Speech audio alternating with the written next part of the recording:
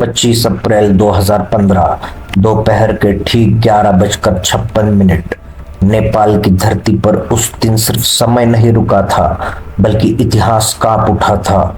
अचानक जमीन ने सांस लेना छोड़ दिया। पहले हल्का सा झटका, फिर ऐसा लगा जैसे पूरी पृथ्वी किसी अदृश्य शक्ति के हाथों में थरथरा रही हो। 7.8 तीव्रता का भूकंप, इतना शक्तिशाली कि उसका कंपन नेपाल की सीमाओं को लांघता हुआ भारत, तिब्बत और बांग्लादेश तक महसूस किया गया। कुछ ही सेकंड्स में सैकड़ों साल पुराने महल, ऐतिहासिक स्तूप, प्राचीन मंदिर और यूनेस्को की विश्व धरोहर संरचनाएं मलबे के ढेर में बदल गई। चारों तरफ चीखें थी, धूल थी और मौत का सन्नाटा।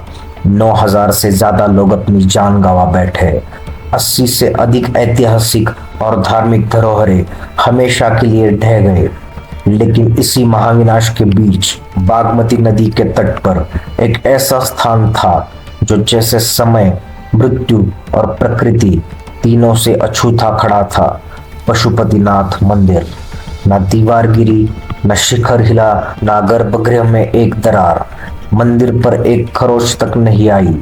तो सवाल उठता है, क्या यह केवल संयोग था? क्या यह इंजीनियरिंग का चमत्कार था, या फिर ये महादेव की लीला थी? क्योंकि ये वही मंदिर है जहां एक और 100 से अधिक शिवलिंग एक साथ स्थित है और दूसरी ओर खुला शमशान जहां दिन रात चिताएं जलती है। ये वही स्थान है जहां मृत्यु को अंत नहीं, बल्कि मोक्ष का द्वार माना जाता है।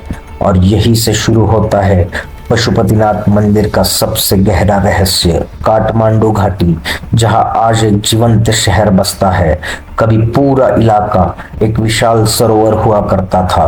प्राचीन कथाओं में कहा जाता है कि उस गहरे जल में केवल नाग वास करते थे। और उसी घाटी में बागमती नदी के किनारे आज खड़ा है एक ऐसा मंदिर जो मृत्यु, मोक्ष, तंत्र और तप चारों का साक्षी है। पशुपतिनाथ। यहाँ शिव को पूजा नहीं जाता, यहाँ शिव को महसूस किया जाता है। बहुत प्राचीन काल की बात है। कहा जाता है कि एक समय शिव संसार के कोलाहल से दूर एकांत की तलाश में काठमांडू की घनी घाटियों में मृग यानी हिरण का रूप धारण कर विचरण कर रहे थे। वे ध्यान में लीन थे, मौन में डूबे थे और संसार से विरक्त थे। लेकिन देवताओं को चिंता होने लगी, अगर शिव इस तरह लुप्त हो गए तो ब्रह्मांड का संतुलन कौन संभालेगा।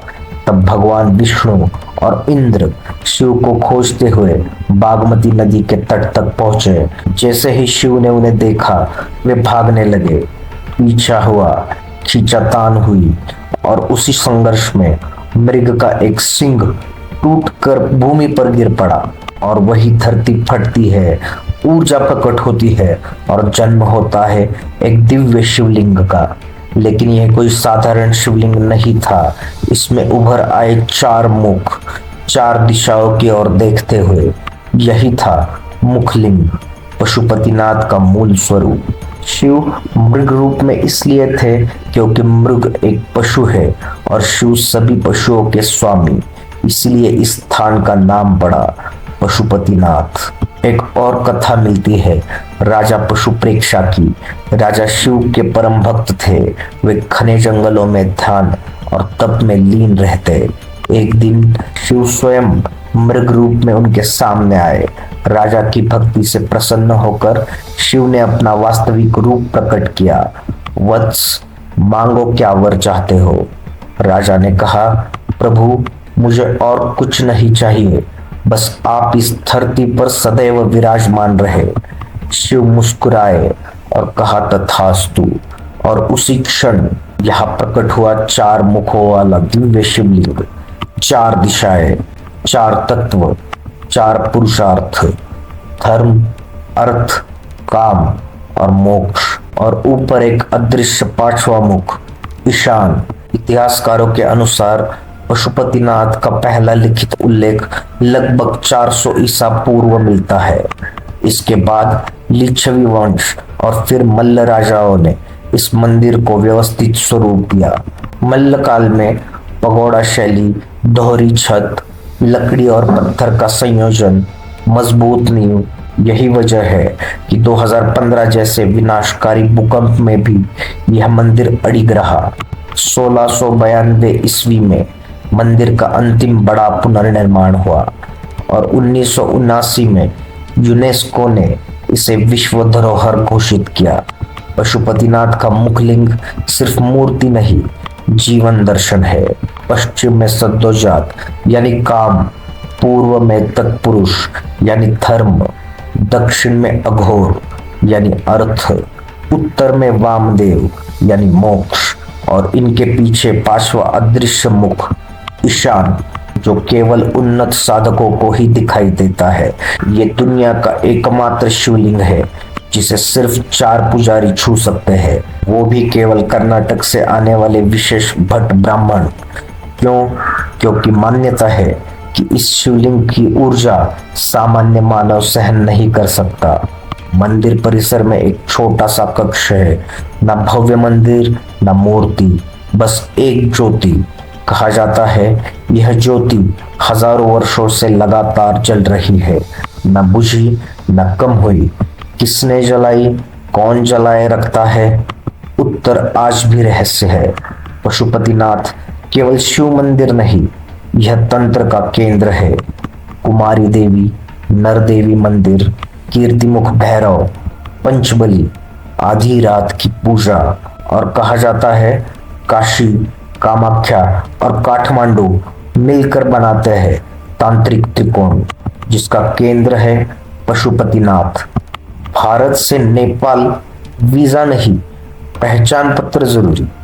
भीड़, संकरी गलियां, वृद्धों के लिए कठिन, लेकिन जो यहाँ पहुंचता है वो कहता है हम तैयार नहीं थे, क्योंकि पशुपतिनाथ को देखा नहीं जाता, पशुपतिनाथ को अनुभव किया जाता है।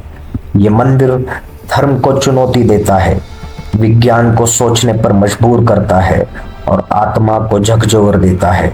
और शायद यही कारण है कि विनाश के बीच भी महादेव यहाँ अडिग खड़े रहे। और अब जब यह पूरी यात्रा अपने अंत की ओर है तो एक पल के लिए रुकिए, क्योंकि जो आपने अभी तक देखा, सुना या समझा वो सिर्फ इतिहास नहीं था, वो सिर्फ कथा नहीं थी और वो सिर्फ आस्था भी नहीं थी। वो मृत्यु और मोक्ष के बीच खड़ा हुआ एक जीवित सत्य था। पशुपतिनाथ ये वो स्थान है जहाँ जीवन अपनी आखिरी सांस लेता है और आत्मा अपनी पहली उड़ान। यहाँ शमशान है लेकिन भय नहीं, यहाँ चिताएं जलती है लेकिन अंधकार नहीं, क्योंकि जहाँ शिव है वहाँ मृत्यु भी डरती है। आपने देखा एक और 100 से अधिक शिवलिंग जो जीवन की विविध दिशाओं का प्रतीक है, और दूसरी ओर खुला शमशान जो जीवन के अंतिम सत्य को नग्न रूप में प्रस्तुत करता है।